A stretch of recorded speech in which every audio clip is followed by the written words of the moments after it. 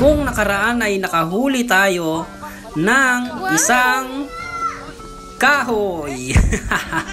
Ngayon guys ay hindi na kahoy ang mahuhuli natin. Dahil nga itong spot na napuntahan natin talaga naman napakaraming isda. Talagang sure na may mahuhuli tayo dito.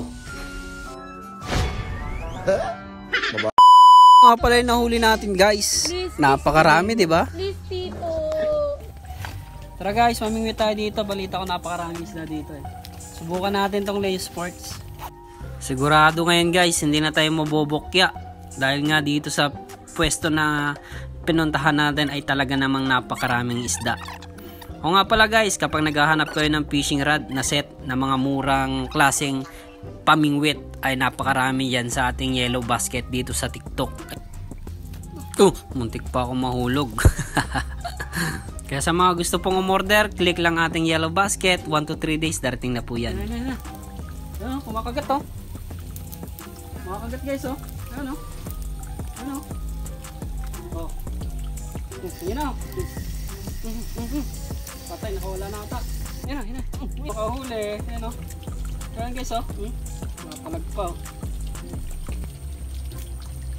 Ayos ah. First time ah. Tingnan mo dito.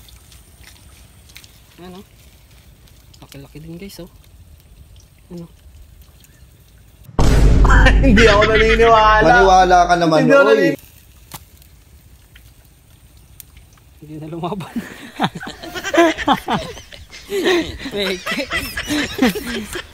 Tama guys, salang itong scripted. Sinama lang kasi tayo dito dahil sabi ng mga kasama ko ay nangunguha sila ng isda.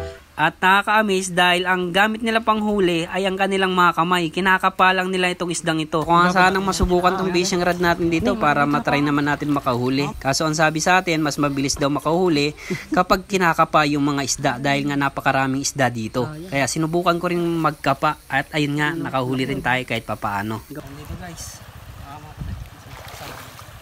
Nandito sa pako. Hindi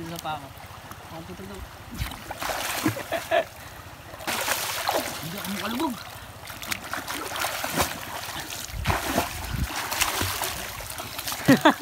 Balbaliktad niyo.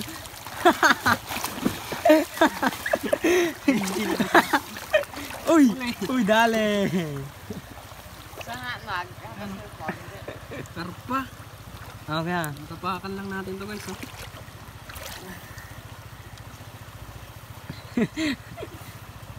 Buti pa yung baka may silbi. Nakakatapak pa ng isda eh. Ang dami na guys oh.